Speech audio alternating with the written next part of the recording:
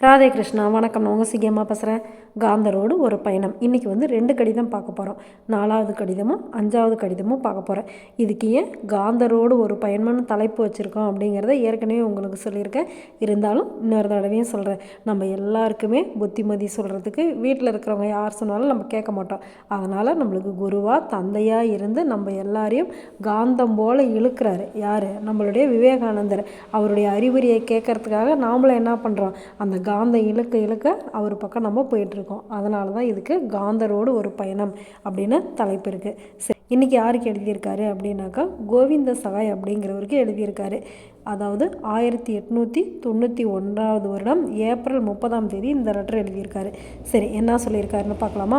அன்பார்ந்த கோவிந்த சகாய், அந்த பிராமண சிறுவனுக்கு உபநயனம் செய்து விட்டாயா?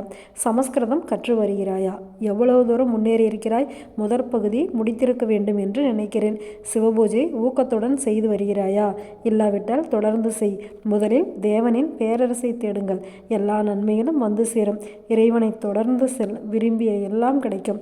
அந்த இரு தளபதிகளுக்கும் எனது நல்வாழ்த்துக்கள். அவர்கள் உயர்ந்த பதவி வகித்த போதிலும் ஏழை பக்கிரியான என்னிடம் மிகுந்த அன்பாக இருந்தனர்.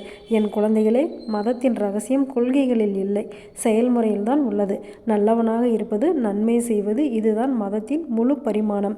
பிதாவே பிதாவே என்று அழுபவன் அல்ல, அந்த பிதாவின் விருப்பத்தை நிறைவேற்றுபவன். ஆழ்வார்வாசிகளான நீங்கள் நல்ல இளைஞர்கள். விரைவில் உங்களில் பலர் சமுதாயத்தின் அணிகலன்களாகவும் நாட்டின் நற்பேராகவும் திகழ்வீர்கள் என்று நம்புகிறேன். ஆசிகளுடன் வி அப்படின்னு போட்டிருக்காரு. பின் குறிப்பு வந்து இடையிடையே உலகம் உன்னை உராய்த்து காயப்படுத்தினாலும் கலங்க வேண்டாம், அது விரைவில் மறைந்துவிடும், எல்லாம் சரியாகிவிடும் அப்படின்னு எழுதியிருக்காரு. இதிலேருந்து என்ன தெரியுது? ஒரு மதத்தோட முழு பரிமாணம் என்ன அப்படின்னாக்கா நம்ம வந்து கடவுளே கடவுளே அப்படின்னு சொல்லிட்டு இருக்கக்கூடாது. கடவுளோட விருப்பத்தை நம்ம நிறைவேற்றணும் அப்படின்னு தெரிஞ்சுக்கிட்டோம். இன்னொரு விஷயம் என்ன அப்படின்னாக்கா மதத்தோட ரகசியம் வந்து கொள்கைகள் இல்லை, செயல்முறையில் தான் இருக்குது அப்படிங்கிறதையும் தெரிஞ்சுக்கிட்டோம். அதே கோவிந்த சகாய் அப்படிங்கிறவருக்கு இன்னொரு லெட்டரும் எழுதியிருக்காரு. அதையும் நம்ம இன்றைக்கி பார்க்க போகிறோம்.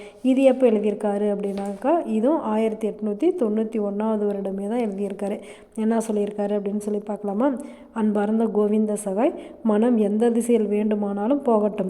ஜபம் செய்வதை விடாது செய்து வர வேண்டும். ஹர்பக்ஸிடம் அவன் பின்வரும் முறையில் பிராணாயாமம் செய்ய தொடங்க வேண்டும் என்று சொல்லுங்கள். சமஸ்கிருதத்தை விடாமுயற்சியுடன் படித்து வாருங்கள். அன்புடன் வி அப்படின்னு சொல்லியிருக்காரு. சரி, இந்த 2 கடிதங்கள்லேருந்து இன்றைக்கி நம்ம என்ன கொள்கைகளை வந்து செயல்முறைப்படுத்த போகிறோம் அப்படின்னாக்கா இப்போ எல்லாம் வந்து வீட்டில் இருக்கிற பெரியவங்களுமே வந்து அபசகுணமாக தான் பேசுகிறாங்க, நெகட்டிவாக தான் பேசுகிறாங்க. அந்த மாதிரி எதுவுமே பேசாத நாம் நல்ல வார்த்தையை பேசணும் அப்படின்னாக்கா தான் நம்ம வீட்டில் இருக்கிற குழந்தைங்களும் நல்ல வார்த்தை பேசுவாங்க. ஏன்னா இது வந்து ரொம்ப புண்ணியமான பூமி. இதில் நம்ம எந்த சொல் போட்டாலுமே அந்த சொல் வந்து முளைக்கும். நம்ம வீட்டில் இருக்கிற குழந்தைங்களுக்கு நாமளே நல்ல வார்த்தை பேச கற்றுக் கொடுக்காத வேறு யார் கற்றுக் கொடுக்க போகிறாங்க? அதனால் வீட்லேயும் சரி வெளியிலையும் சரி எப்போவுமே நல்லதை பேசணும்னாவே நம்மளுக்கு நல்லது தான் நடக்கும்.